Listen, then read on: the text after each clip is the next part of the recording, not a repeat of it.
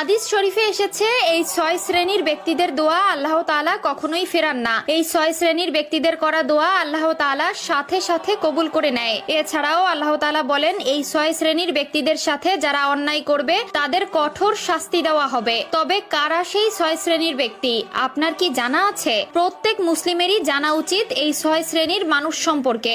আপনি যদি একজন মুসলিম হন তবে অবশ্যই ভিডিওটি সম্পূর্ণ দেখবেন, কারণ এই ৬ শ্রেণীর ব্যক্তিদের কোনো উপকারে যদি আপনি আসতে পারেন তাহলেও আপনি আল্লাহর প্রিয় বান্দা হতে পারবেন। তো চলুন ভিডিওটি শুরু করা যাক। তবে ভিডিওটি শুরু করার আগে আমি আপনাদের কাছে ছোট্ট একটি বিষয় জানতে চাই যে আপনি কি চান আল্লাহ তাআলা আপনার উপর সন্তুষ্টি হোক? যদি মনে প্রাণে চেয়ে থাকেন তবে অবশ্যই কমেন্টে একবার আলহামদুলিল্লাহ বলবেন এবং ভিডিওটি শেয়ার করার মাধ্যমে ছড়িয়ে দিবেন। তো সেই ৬ শ্রেণীর ব্যক্তিদের মধ্যে প্রথম শ্রেণীর ব্যক্তি হলো তারা যারা অসুস্থ, অর্থাৎ অসুস্থ ব্যক্তি।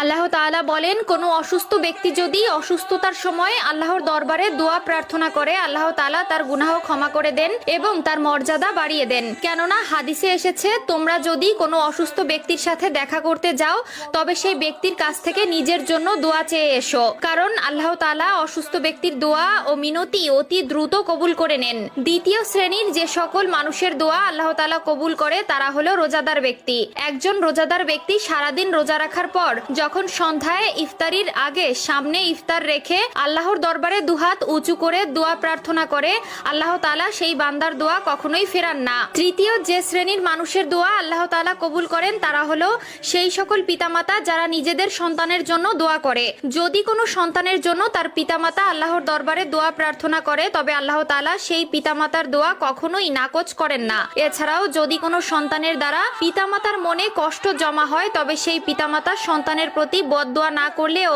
সেই সন্তানের উপর আল্লাহ তাআলা দুনিয়াবি আযাব পেশ করেন। চতুর্থ সেই শ্রেণীর মানুষের দোয়া আল্লাহ তাআলা কবুল করেন যারা অন্যের অনুপস্থিতিতে অন্যের জন্য দোয়া করে। অর্থাৎ যদি কোনো ব্যক্তি তার ভাইয়ের জন্য পেছনে বা তার অনুপস্থিতিতে তার জন্য দোয়া করে তবে সেই দোয়া দেখে ফেরেশতারাও সেই ব্যক্তির জন্য দোয়া করা শুরু করে এবং আল্লাহ তাআলাও সেই ব্যক্তির দোয়া কবুল করে নেন। পঞ্চম ব্যক্তি হলো তারা যারা মজলুম বা নিপীড়িত হয়ে থাকে। যদি কোনো ব্যক্তি বা জাতির মাধ্যমে কোনো ব্যক্তি বা অন্য জাতি নিপীড়িত হয় এবং সেই জাতি বা ব্যক্তি যদি আল্লাহর দরবারে কষ্ট পেশ করে তবে আল্লাহ তাআলা তাদের দোয়া কবুল করে নেন।